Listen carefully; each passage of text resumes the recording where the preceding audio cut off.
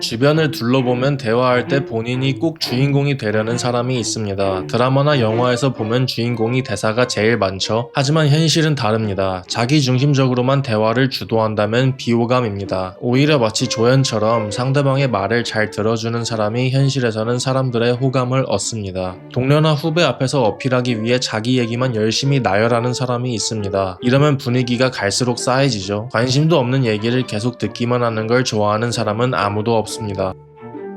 작년에 서울 지하철 노선도가 변경되었는데 훨씬 보기 편해졌다며 반응이 굉장히 좋습니다. 새 노선도가 지하철역의 실제 위치와는 맞지 않고 2호선을 완전한 원으로 과장해서 표현했지만 지하철 이용객 입장에서는 한눈에 노선이 이해가 되고 보기에도 훨씬 깔끔합니다. 주변 사람의 호감을 얻고 싶다면 우리의 말투도 이래야 합니다. 당신이 알고 있는 정보와 맞지 않거나 실제로 팩트가 아니더라도 상대방 상황에 맞추는 게 좋습니다. 한 프리랜서 디자이너의 이야기입니다. 업계에서 재계약률이 유난히 높은 사람으로 통했습니다. 비결을 물으니 틀렸다고 말하지 않는 것이라고 했습니다. 클라이언트가 완전히 잘못된 방향으로 작업물을 끌고 가려 했던 적이 있었습니다. 누가 봐도 별로 좋은 디자인이 아니었죠. 그때 디자이너가 그건 별로 좋은 디자인은 아닌 것 같아요 라고 말하면 어떨까요? 팩트인지 아닌지를 떠나서 세상 누구든 본인의 선택이 틀렸다고 말하는 사람에게 호감을 느끼기란 쉽지 않습니다. 대표님 혹시 이런 방향은 어떨까요? 말씀하신 구성도 괜찮은데 디자인적으로 더 좋아 보이는 게 있거든요. 한번 보여드릴까요? 라는 식으로 말하면 배려가 느껴집니다. 이 디자이너는 한 번도 틀렸다 라고 말하지 않았습니다. 그저 물었을 뿐인데 대개는 이렇게 하면 클라이언트가 스스로 방향을 수정한다고 합니다. 팩트를 따지기보다는 상대에 대한 배려를 우선시하는 게 작업도 잘 마무리하고 재계약도 하는 방법입니다.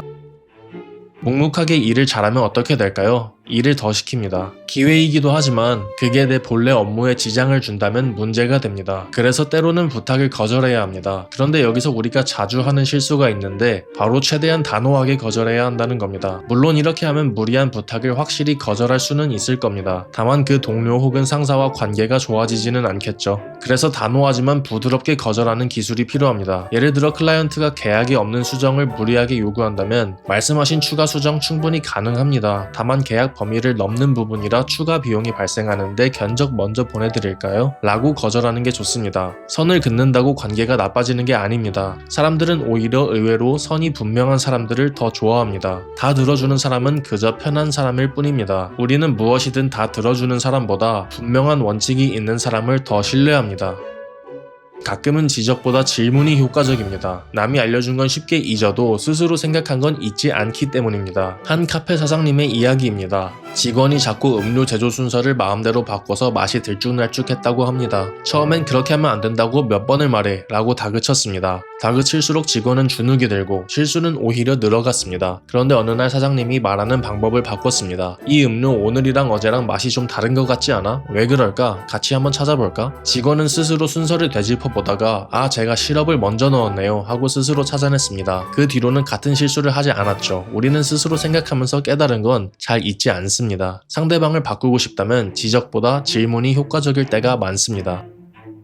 목소리 큰 사람이 일단은 이깁니다. 그런데 길게 보면 결국 조용한 사람이 이깁니다. 가끔 보면 SNS에 화려한 명언을 주기적으로 쏟아내는 사람들이 있습니다. 훌륭한 퍼스널 브랜딩이긴 한데요. 잠깐은 이목을 끌 수 있지만 내실이 없다면 결국 외면받습니다. 소비자는 항상 결과를 바랍니다. 우리는 식당에 갈 때 넉살 좋은 사장님보다는 음식이 맛있기를 바랍니다. 말로, 큰 목소리로 자신을 꾸미는 건 그 다음입니다. 경제학에서는 희소성의 원칙이라는 게 있죠. 오히려 조용한 사람의 말은 희소해서 더 값집니다.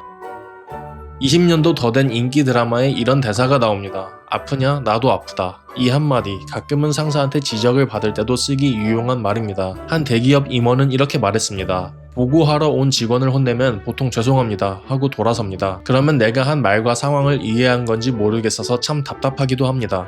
상사의 말에 가슴 깊이 공감은 안 되더라도 죄송합니다 라고 끝내는 것보다는 상황 이해했습니다. 저도 일이 이렇게 되어 아쉽습니다. 고쳐보겠습니다. 라고 작은 공감을 표현하는 건 사태를 부드럽게 마무리하는 기술입니다. 공감의 말은 상대를 위한 배려처럼 보이지만 사실 가장 큰 이득을 보는 사람은 나 자신입니다. 말투라는 건 생각보다 훨씬 중요합니다. 겉보기에는 평범하지만 늘 주변에 사람이 끊이지 않는 사람이 있습니다. 그들의 공통점 중 하나는 바로 조용히 이기는 말투를 쓴다는 겁니다. 오늘 소개해드리는 책 조용히 이기는 말투의 기술은 화려하거나 강렬한 언변 없이 결국은 사회생활에서 승리하는 사람들의 비밀을 담은 책입니다. 이 책의 저자 김범준 작가는 자기계발 분야의 베스트셀러 작가이자 관계 전문가입니다. 오랫동안 관계 전문가로 활동하면서 직장에서든 일상에서든 롱런하는 사람들에게서 발견한 공통적인 말투가 있다고 합니다. 감정에 휘둘리지 않는 법, 지적 대신 질문으로 상대를 움직이는 법, 손해를 막는 한 문장, 그리고 떠들지 않고도 끝까지 신뢰받는 법까지 이 책에는 작가가 발견한 주위 사람들에게 호감을 얻고 잘 지내는 사람들의 말투에 대한 실용적인 지식이 담겨 있습니다. 사회생활도 결국 기술입니다. 말투 하나로 관계를 바꾸고 싶은 분들께 조용히 이기는 말투의 기술 추천드리며 오늘 영상 마무리하겠습니다. 시청해주셔서 정말